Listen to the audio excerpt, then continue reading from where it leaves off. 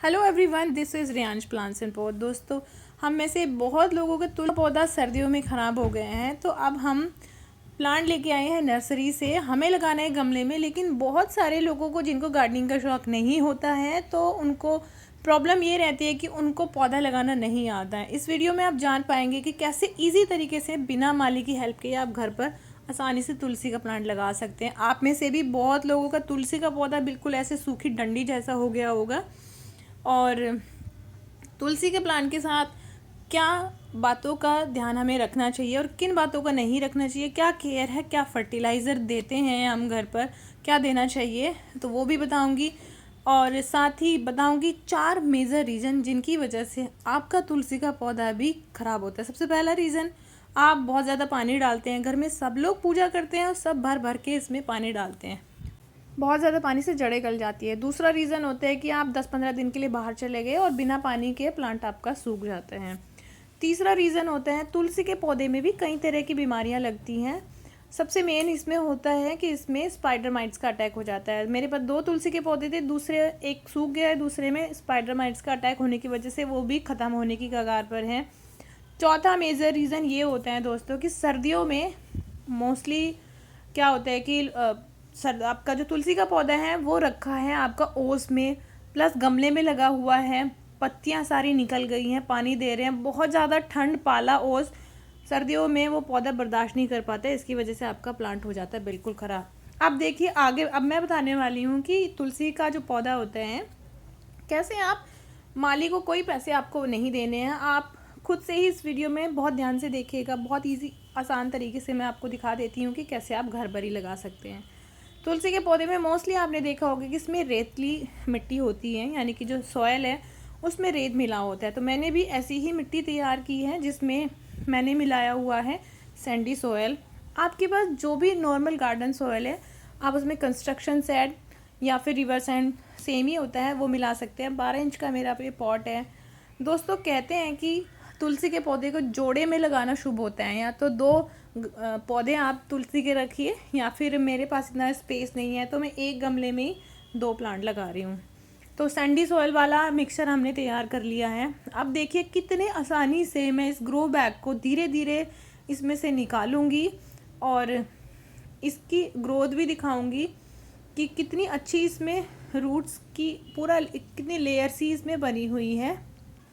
पौधे को लगाते हुए आपको ध्यान रखना है कि आप उसको, जितना भी ये रूट बाउल है, इसको बिल्कुल भी नहीं खोलना है। बहुत ज़्यादा चांसेस हो जाते हैं कि अगर आपने इसकी सारी मिट्टी निकालती तो वो तुलसी का पौधा तुरंत आपका 1-2 दिन में ही सूख जाएगा। इसमें ऊपर थोड़ी सी काई जमी हुई है, यानी कि एल्गी की लेयर जमी हुई है, उसको मैं हटा रही हूँ क्योंकि इससे इसके पौधे में एरिएशन कम होता है। तो ऊपर वाली लेयर मैं बिल्कुल हटा दूँगी। दूसरे में से भी आप देख सकते हैं, बहुत आसानी से बस आपको पौधा नीचे की साइड करना है, हाथ रख लेना है और ये ग्रो बैग बहुत आसानी से निकल जाते हैं। और रिपोर्ट करना कैसे हैं दोस्तों, बस इन दोनों को रख दीजिए और इसमें ऊपर से मिट्टी भर दीजिए।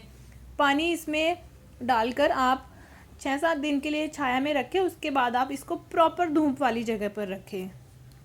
दोस्तों, अब मैं बताने जा रही हूँ वो पॉइंट्स जिनका कि आपको बिल्कुल अवॉइड करना चाहिए, तुलसी जी के पौधे के साथ बिल्कुल नहीं करना चाहिए।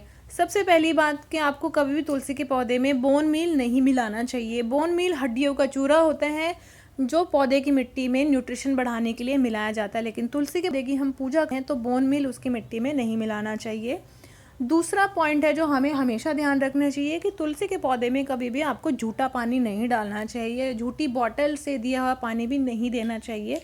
वैसे तो आजकल बच्चों को बहुत अच्छी चीज़ें सिखाई जाती है स्कूल में कि आप बॉटल का पानी वेस्ट नहीं करें, प्लांट्स में डाल दें, लेकिन इस चीज़ का आप खुद ध्यान रखें कि आपका बच्चा वो झूठा पानी किसी और पेड़ में डाल दे, लेकिन तुलसी जी में नहीं डालें।